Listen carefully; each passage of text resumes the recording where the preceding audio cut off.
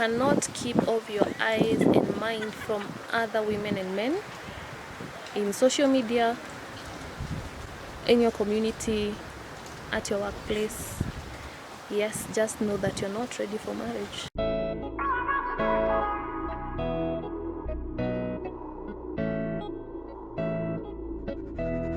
Hi, hello people, welcome to my YouTube channel. Miss Njoroge Thumbi, and in this channel, this is where you dance your pain away in several aspects of life. We have marriage, career, relationship, family, finances, just generally your personal well-being. So if you're new here, kindly subscribe to my channel. If you've subscribed, karibu sana. Welcome back to my channel. This is where we learn, understand, and implement through God's guidance. Let's grow together. Karibu. Today's episode, I'm going to discuss do not get married until you're ready. I think there are things that people need to know, especially the single people, before you get to that point of getting into a lifetime commitment with someone. I think and I believe it's good that you get to know what marriage is like and what kind of a commitment are you getting into. Yes, most people assume that once you get into marriage, things will flow like flawlessly, which is not the case. People perish due to lack of wisdom, and if you have wisdom or a know-how on how or what is expected of you once you get married, I believe your marriage will work out well compared to someone who went into marriage blindly without maybe getting an advice, premarital counseling, yes, and whatnot. So yes, let us dwell into today's episode, and let's get to point number one. So when you get married, you have to manage your emotions. Yes, when I say this, it's because we know that most of us, when we get angry, we get to behave in an uncontrollable way, in such a way that you might hurt your partner or those close to you, because at that point your actions are driven by what you're feeling at that point, your emotions. And yes, you could be going through a lot of pain, but before you get married, you have to learn how to control your emotions. By this I mean, when you get into marriage, there's a point when things will not be good. There's a point that you'll feel that your partner has really done you bad, and there's a point where you need to learn that instead of speaking, instead of throwing words to each other, this is the time where you choose to go silent. Yes, relax, and also give yourself some time. And before you come back to your spouse, just think about it. Compose yourself so that any words that you utter will not be words to break your partner or to disrespect him or her.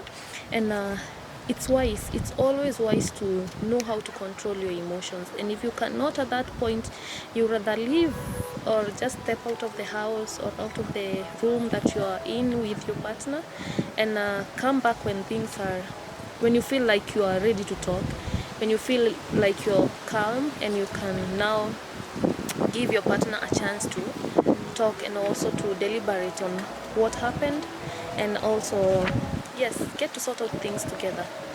Yes. Point number two, if the idea that your money is no longer your money, it's now our money, if you get uncomfortable with such statement, my friend, just know that you're not ready for marriage, because in marriage, this is where it calls for transparency. You have to be transparent with your partner in terms of what you earn and how you spend your income.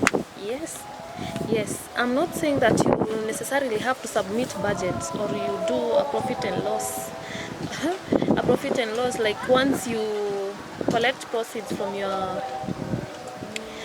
your business, you don't necessarily have to do a profit and loss, show the income, show what you intend to do with the income. No, it's not that. I don't really mean that. I mean that any income that you receive, it's always good to let your partner know. It may be from projects, it may come from maybe you sold a land. Yes, it's always wise to be transparent with the income that you're earning, and also be transparent on how you're spending your income, especially on the big projects. It's always wise to, yes, to communicate with your spouse, and also let him or her be the part of your decision making, so that things work out well.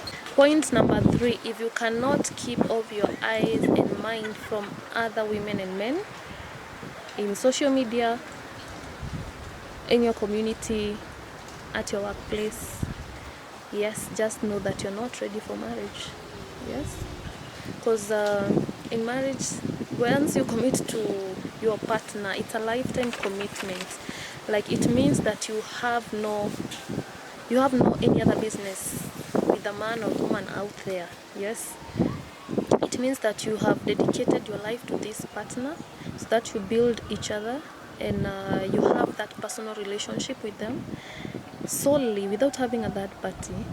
And yes, I think it all comes with being principled, and also having the self-control. And if you cannot do that, even when you're single, just know that you're not ready for marriage. You're not ready to commit to that one person. Yes. Point number 5, if you can't communicate and be truthful, my dear, you're not ready for marriage. Marriage calls for transparency. It calls for open communication. You should be an open book to your partner. And let me tell you a fact. Once you hear your partner ask you something, just be rest assured that they know. They already know. They just want to confirm the answer from you. And marriage calls for truthfulness. Yes, we all know that truth hurts, but it will always set you free. So you'd rather tell the truth, which will hurt your partner, but this truth will set you free. Point number 6, if submitting to your own husband without an attitude is an issue for you,